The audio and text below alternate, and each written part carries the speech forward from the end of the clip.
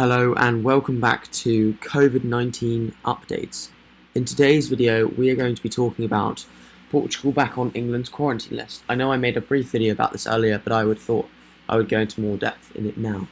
Travellers from mainland Portugal to England will have to quarantine from 4 AM on Saturday, just weeks after the country was put on the safe list.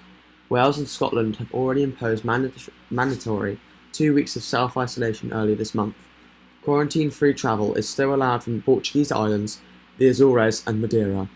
Meanwhile, Sweden has been exempt from quarantine for Wales, England and Scotland. People travelling to England, Wales and Scotland from Hungary and Reunion will also be required to self-isolate, while England is additionally requiring arrivals from French Polynesia to quarantine. Hungary has had a 7-day rate of 31.6 infections per 100,000 people, and French Polynesia's rate is 71.3. Portugal, one of the UK's most popular holiday destinations, was given an exemption from the UK's quarantine rules as recently as the 22nd of August. But since then, the infection rate has been rising. It now has 28.3 infections per 100,000 people, above the threshold of 20 per 100,000 people, which the UK generally uses for adding countries to the quarantine list. Portugal expresses regret over the quarantine decision for the mainland, but said it valued the continued inclusion of the Azores and Madeira on the safe travel corridor list. It comes as the UK's confirmed coronavirus cases rose by another 2,919, the fifth consecutive day that the figure has been more than 2,000. Another 14 deaths were reported within 28 days of a positive test. Transport Secretary Grant Shapps said that because of enhanced data, the government was able to assess the infection rates of islands separate to their mainland countries. On Wednesday, quarantine requirements were also imposed on 7 Greek islands, the first time that different self-isolation rules had been applied to the mainland of a country and its islands. Mr. Shapps also stressed that travellers must fill out a passenger locator form on arrival to the UK, a day after the Prime Minister said enforcement of this part of the quarantine rules would be stepped up. It is a criminal offence not to complete the form, and spot checks will be taking place, Mr. Shapps said. Figures show that nearly 2 metre spot checks have been carried out to ensure travellers have filled out the form, and calls and text messages were made to 136,500 people to check that they had been quarantining. Successful contact, where the traveller has spoken to or responded to a text, was made 66,773 times, with 64,800 people confirming that they were self-isolating. Just 34 fines have been issued.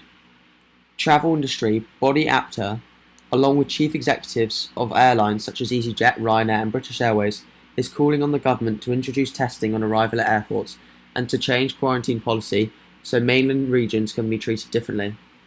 Every country, mainland or island, that is taken off the government's travel list lessens the ability of travel businesses to operate and increases the necessity for the government to provide tailored industry support, said an APTA spokesman. Rory Boland, who is the editor of Which? Travel, said holidaymakers were now more acutely aware of the risks of travel abroad, but said the last-minute decisions meant many missed out on refunds or extorted with additional airfares if they tried to rush home. It's obvious that the current travel corridor system is not working for passengers and is becoming completely detrimental to the already dwindling trust in the sector, he said. Sweden adopted a lighter touch strategy for dealing with the pandemic, compared with most other European countries, deciding not to institute a widespread lockdown and putting in place relatively few restrictions. That was based partly on the idea of letting COVID-19 sweep through the population, creating so-called herd immunity. Such an approach was considered, but then abandoned in the UK. Research published in August suggested exposure to coronavirus was similar in Stockholm and London, based on antibody tests despite the different lockdown strategies. In other developments, the number of people who have died with the virus globally have reached 900,000.